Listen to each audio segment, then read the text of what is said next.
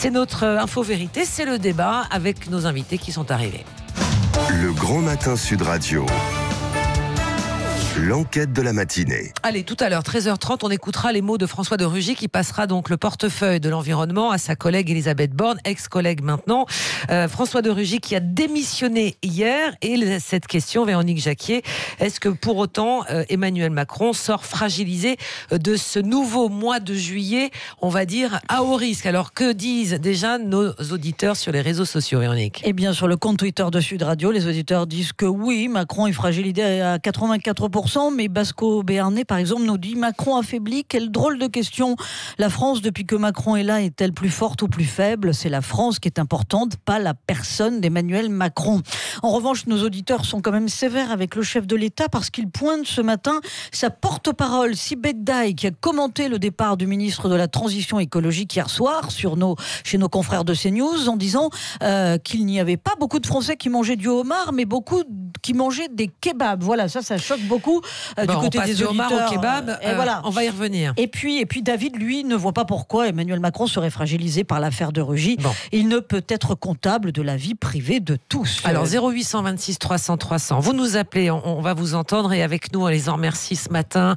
Nos invités, Julien Dive, député Les Républicains de l'Aisne, bonjour. Bonjour. Et Patrick Vignal, député La République En Marche de l'Hérault. Alors Patrick Vignal, bonjour. Je m'adresse d'abord à vous parce que lundi, avant de savoir que François de Rugy allait démissionner, démission un peu surprise, vous faisiez partie de ces députés La République En Marche qui disaient attention parce que nous sur le terrain on entend des choses qui nous remontent, on voit la réaction de nos électeurs, des citoyens, et ce qui est en train de se passer, c'est compliqué pour nous. Écoutez, je pense que ça fait trop longtemps qu'il y a des gens qui effectivement confondent le privé et le public. Donc aujourd'hui, la République est compliquée, être politique c'est compliqué. 80% des gens ne croient plus à la parole que Julien Dive et moi-même nous allons dire. Donc on a un vrai déficit de confiance et de transparence envers des citoyens. Donc effectivement, la période est compliquée, mais bon, François de Rugy a décidé de démissionner. Moi, j'aurais aimé qu'il attende la fin de l'enquête pour que ce soit tout à fait clair. C'est son choix. Il y a une nouvelle ministre. Moi, ce qui m'intéresse, c'est qu'on parle d'écologie. Ce qui m'intéresse, c'est qu'on fait comment pour que les 10 millions de Français gagnent moins de 1 000 euros. On arrive à faire en sorte qu'ils puissent remplir leur frigo. Alors, même question, Julien Dive. Est-ce que vous aussi, alors vous êtes dans le camp d'en face, mais est-ce que vous aussi, on vous renvoyait cette notion du tous pourri? Mais à chaque fois qu'il y a un politique qui a fait un écart, quel qu'il soit, d'ailleurs de quelque bord qu'il soit, il y a ce retour qui nous revient en plein visage. Vous êtes tous les mêmes. Et moi, je le regrette parce que, vous voyez, la question que vient d'être posée sur votre compte Twitter concernant l'image dégradée d'Emmanuel Macron. Je crois que globalement, une situation comme celle-ci, un épisode comme celui-ci, dégrade l'image de l'ensemble de la classe politique, d'une part, mais aussi l'image de la démocratie. Et c'est là où moi je m'inquiète. Vous savez, j'ai 34 ans, je fais pas de la politique depuis longtemps, j'en fais que depuis quelques années. J'ai été salarié du privé avant de m'engager en politique. Et en fait, j'arrive avec une volonté d'agir, de participer à la vie de mon pays. Et en fait, quand on s'engage, on est un petit peu candide, on se dit voilà, on va apporter nos messages. On se reprend tout ça, tous les erreurs du passé. Alors, ce qui moi me coupe les jambes, c'est que quand je vois encore des situations comme celle-ci apparaître aujourd'hui en 2019, on nous avait dit qu'on allait lever plus blanc que blanc, on nous avait dit qu'il y avait des règles qui allaient être mises en place, il faut renforcer ces règles, c'est indéniable. Il y a moi, le sentiment du plus jamais ça à chaque fois. Oui, mais à un moment donné, il va falloir que ça cesse. À un moment donné, il faut que ça cesse. Pour autant, est-ce qu'on est dans la crise politique? Bien sûr que non. Je pense pas. Pense pas. Par contre, une dégradation de l'image, c'est évident. Alors, réponse Patrick Vignal, le vrai débat, en fait, en France, il faut qu'il y ait un scandale pour faire bouger les choses. C'est le vrai débat. Vous êtes bien d'accord? En même temps, ça fait bouger les choses. C'est un constat. C'est un constat. C'est-à-dire qu'il faut qu'il y ait des erreurs pour qu'on corrige. Il faut être rattrapé par la patrouille pour que ça bouge. Vous savez, c'est pour ça que moi, j'ai rien contre les médias. Moi, j'ai pas de souci que Mediapart fasse leurs enquêtes. Ils font leur job. Sauf que pour l'instant, en France... Patrick Vignal, est-ce que ce qui est pas un petit peu... Enfin, c'est une interrogation, c'est pas un jugement. Mais Mediapart ne fait pas là de l'investigation. Mediapart enquête à partir de gens qui leur apportent des informations. On sait, on va savoir, on subodore déjà ce matin que ce qui a fait tomber François de Rugy vient de son entourage. Et vous Comme savez, à chaque fois. Véronique. Comme chaque fois. moi, j'ai envie de dire à Julien Dive que j'apprécie beaucoup, qui est un très bon parlementaire, c'est un jeune qui a envie. Je le dis parce qu'il n'est pas de mon camp, mais ça suffit de ne pas être de son camp. On est là à un moment donné pour travailler ensemble une fois que les élections sont finies. Mais ce qui se passe aujourd'hui, si vous voulez, c'est que la révolution des réseaux sociaux, tout se sait. Vous savez, pendant la crise des Gilets jaunes, et moi ça ne me posait aucun problème, les gens qui venaient me voir, ils m'enregistraient, ils me filmaient. Maintenant, quand vous recevez quelqu'un, ils vous enregistrent, ils vous filment. Donc, on a changé de paradigme. Donc la classe politique doit s'adapter à tout cela.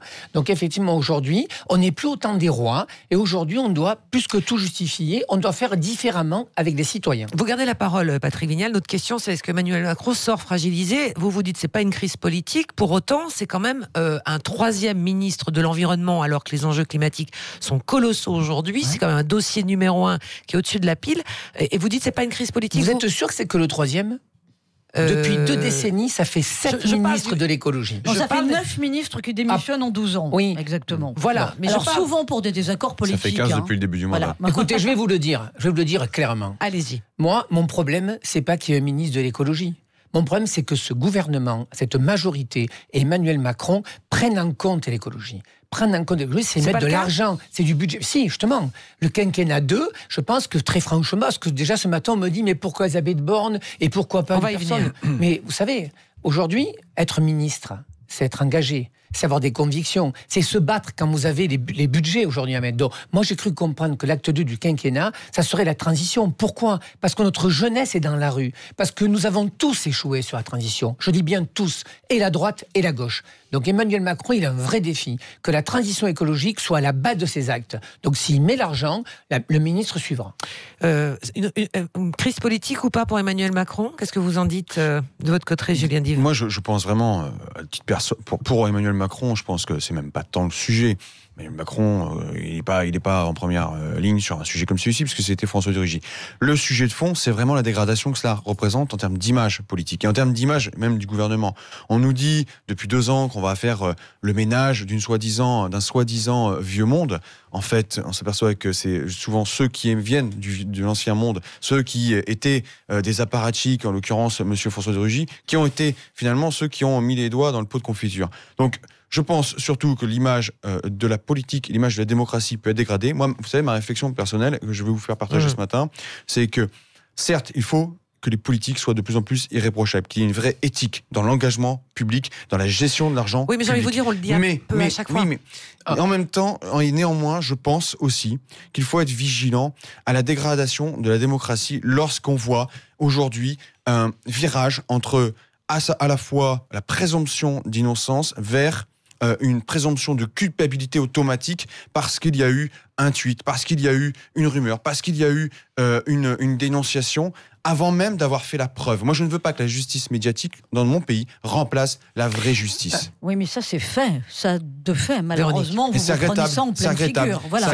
Mais maintenant, quand on dit, est-ce qu'il faut aller plus loin dans la transparence ou dans la vérification de la gestion des frais des parlementaires ou des ministres, qu'est-ce qu'on peut faire de plus ? Parce qu'on fait déjà beaucoup. Mais vous savez, des brebis galeuses, il y en aura malheureusement toujours. Après, le tout, c'est de réussir à être franc, net et à les évacuer rapidement lorsqu'il y a eu justement une ligne jaune franchie. Vous venez du privé, vos notes de frais, votre fonctionnement, tout ça c'est quand même contrôlé. Mais moi je le faisais dans le privé, j'ai jamais eu de problème avec ça. Excusez-moi, Julien Dive, excusez-moi, moi j'ai eu la chance de faire partie de la majorité précédente, mais en 2012-2013, la haute autorité, vous devez déclarer tout ce que vous gagnez. Vous êtes d'accord avec moi ? Moi on veut tous savoir mon patrimoine, on tape sur Internet.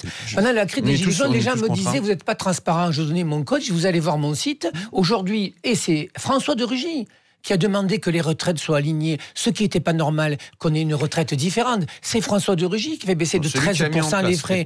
C'est François de Rugy, cher monsieur, qui a mis la FM, qui est contrôlée comme les journalistes, comme tout. Vous avez des notes de frais, vous justifiez. Donc on a fait un grand pas. Non mais justement, qu'est-ce qu'on peut faire de plus ? Où est-ce qu'on peut agir ? Moi je vais vous dire, où est-ce qu'on peut agir encore ? Où est-ce qu'on peut agir encore ? Moi je pense qu'en fait, il faut vraiment changer de fonctionnement. Je pense qu'effectivement, c'est tellement compliqué aujourd'hui pour les gens.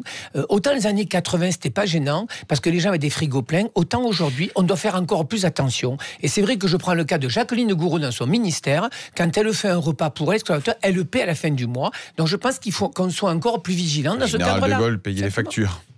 Oui. On a en ligne au 0826 300 300, messieurs, on a Dominique qui nous a appelé depuis Châtenay-la-Malabry. Bonjour Dominique.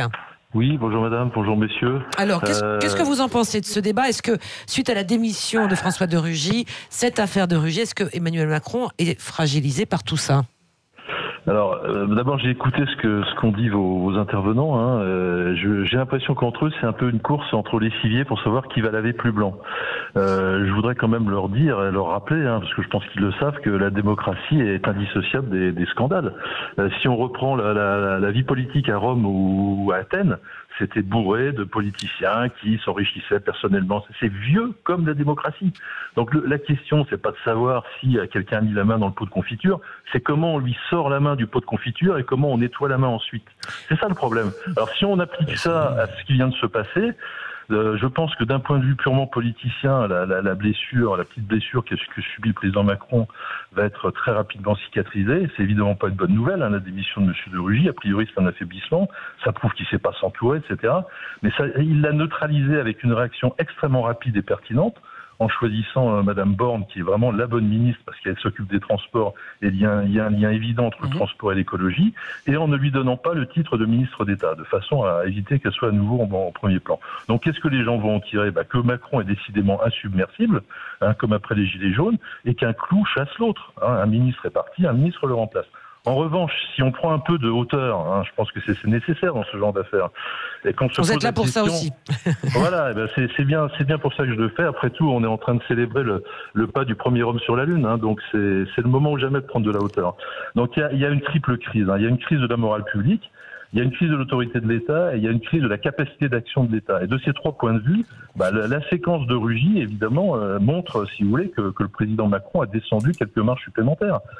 D'abord parce qu'en termes de morale publique, évidemment, de Rugy donne un exemple qui est détestable, déconnexion avec le peuple, provocation ou ignorance des sentiments populaires. C'est une nouvelle illustration de cette déconnexion supposée, je dis bien supposée, parce que c'est très illustratif tout ça, entre le peuple et puis ses élites.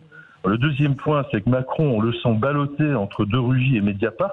En fait, c'est pas lui qui tranche, c'est finalement De Rugy qui tranche, qui le prend de vitesse.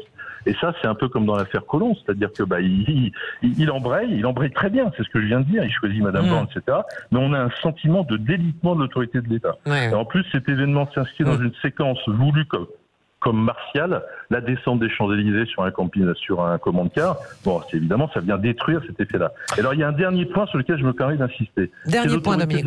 Dernier point. Vous avez en même temps que cette séquence de Rugy, et ça, c'est vraiment très triste pour l'État, vous avez les problèmes de manifestations à l'issue du 14 juillet et de manifestations liées à la canne, qui sont extrêmement violentes.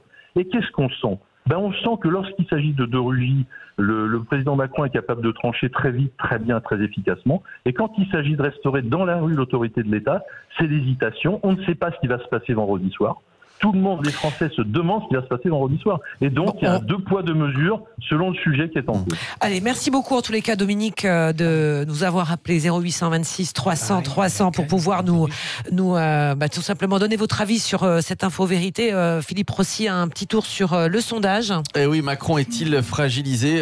Véronique Jacqui, sur le compte Twitter de Sud Radio. Des tendances? C'est toujours oui à 84%, avec Jeff qui s'interroge sur le fait que François de Rugy est quand même un gros consommateur de ministres. Il y en a beaucoup qui ont quitté le gouvernement en un peu plus de 2 ans de quinquennat.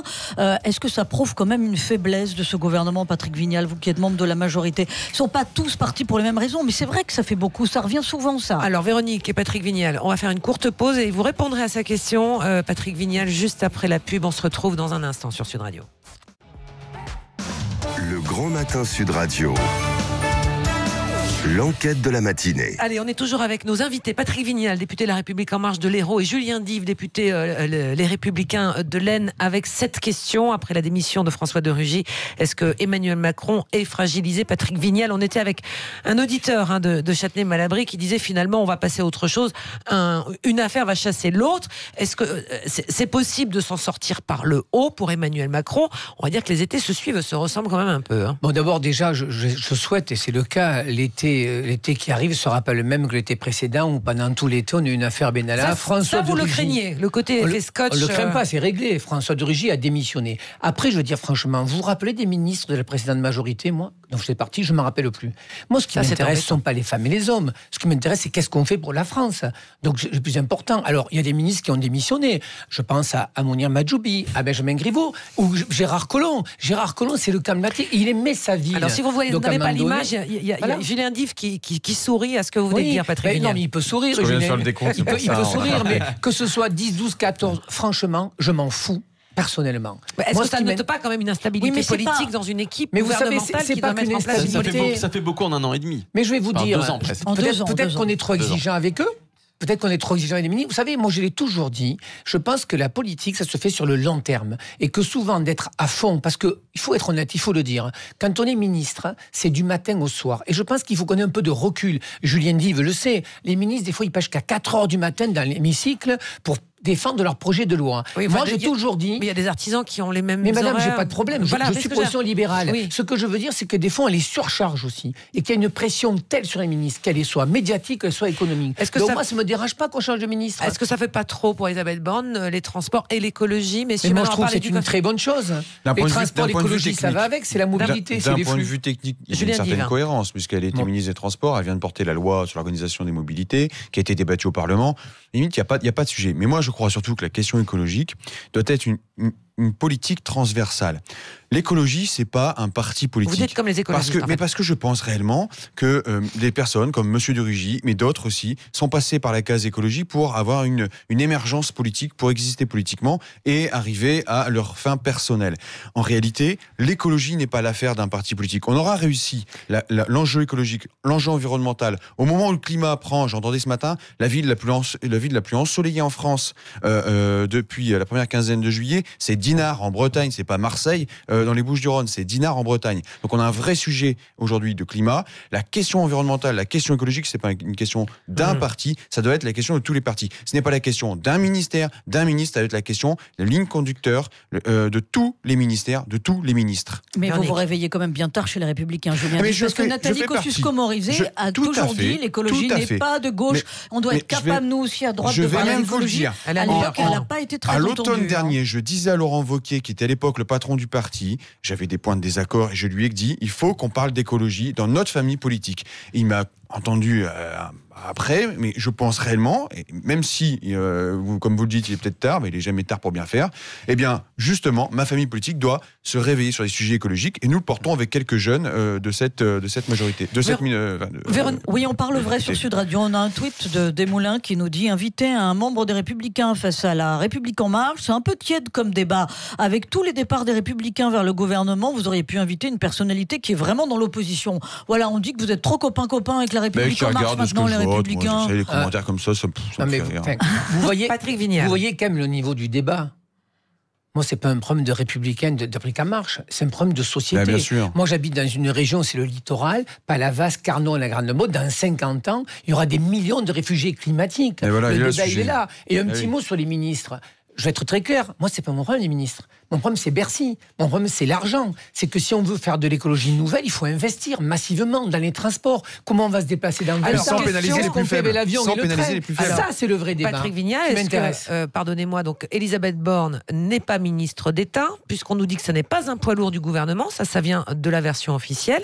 Est-ce que ça, c'est pas un handicap pour défendre le dossier de l'environnement quand on sait qu'il y a effectivement des freins dans certains ministères régaliens et notamment des ministères qui tiennent les cordons de la bourse. Je vais même vous dire. Est-ce que c'est pas un handicap d'entrée de lui donner ce ministère-là sans le statut de ministre d'État pour montrer qu'elle est vraiment... C'est pas mon problème de l'étiquette. Numéro 2, numéro 4, numéro 10. Ce qui m'intéresse, est-ce que vous êtes prêts? Alors, je repose ma question. Elisabeth Borne aille défendre bec et ongle les budgets de l'écologie des transports. Est-ce que vous êtes prêts à la République en marche de défendre ce que va défendre Elisabeth Borne et de ne pas vous aplatir sur des problèmes budgétaires aujourd'hui pour pouvoir faire avancer le domaine de l'écologie? Vous êtes en train de nous dire qu'on serait des députés godillots, cher ami. dit que pour l'instant, Les mots ont du sens. l'écologie ne fait pas partie, on va dire, des priorités de certains députés de la majorité quand il faut défendre les dossiers, on va dire, prioritaires. On va le voir sur le CETA cet après-midi. Mais je vous l'ai dit. On va le voir sur le CETA cet après-midi. Je vous l'ai dit en préambule. Je vous ai dit en préambule, effectivement, que nous avions échoué droite et gauche sur l'écologie. Et je suis pas d'accord avec vous, monsieur Dive, par rapport aux écolos. Ils ont fait avancer les choses. Jadot, c'est pas par hasard. Mais la grande victoire, aux ce sera élections que tous les européennes. partis politiques parlent d'écologie, que tous les partis politiques s'emparent de la question écologique, et y compris sur les sujets qu'ils défendent à l'Assemblée nationale. Le CETA de cet après-midi, c'est pas qu'une question de protectionnistes, de libéraux, c'est une question aussi d'empreinte carbone, parce qu'au moment où on va mettre des règles, eh bien on va importer des produits, des aliments qui viennent de l'étranger, du Canada en l'occurrence, qui eux auront un impact réel sur l'écologie. Alors on verra Véronique, si vous soutiendrez nos projets Mais moi écologiques. je suis pour m'opposer à la Un ratification petit mot du rapidement, CETA. parce que les auditeurs de Sud Radio ne parlent pas que d'écologie. Sur le compte Twitter de Sud Radio, ils sont quand même, pour beaucoup, choqués par les propos de Sibeth Daï, qui a dit les Français ne mangent pas beaucoup de homard, mais beaucoup mangent des kebabs. Comment vous interprétez ça? Mais c'est une vraie Julien Dive? caricature. Enfin, je comprends même pas qu'on puisse être en charge de la communication. Là, pour le coup, elle vient fragiliser la politique du gouvernement avec des propos comme cela. Parce que, honnêtement, quelle caricature, quoi. C'est une vision totalement obtuse de la société, de dire les Français mangent pas de homard, ils mangent des kebabs, n'importe quoi. Pourquoi pas des pot-au-feu, pourquoi pas des nouilles chinoises, pourquoi pas. Non, mais c'est n'importe quoi. Enfin, je veux dire, c'est ridicule. C'est ridicule. Alors, on va maintenant regarder du côté du résultat du sondage. Véronique, où est-ce qu'on en est à presque 9h30? Eh bien, c'est toujours 84% de oui pour dire que Emmanuel Macron est fragilisé. Mais on a des auditeurs qui sont grognons de toute façon, globalement, avec le président de la République. Certains écrivent carrément: vous ne nous trouverez pas en train de faire de compliments de ce président. Voilà, mais comme ça, c'est dit. Hein. Patrick Vignal, merci beaucoup, député de la République en marche de l'Hérault. Donc l'été sera plutôt, vous êtes débarrassé de la question des homards en plastique à chacune de vos sorties. Non, vous savez, moi j'ai reçu avant-hier dans la permanence une personne, 34 ans, 2 gamins, 2 cancers, et son mec il a viré de l'appartement et dort dans une voiture. Donc je passerai pas un bon été. Mais tout simplement pour dire que en politique il n'y a pas d'amis. De Rugy de le sait depuis ce matin, et que c'est compliqué. Vous devenez fou, alcoolique, paranoïaque et dépressif souvent. Donc si on veut continuer à résister, il faut avoir un peu de... Oui Julien, vous verrez comme c'est compliqué. On règle jamais les problèmes.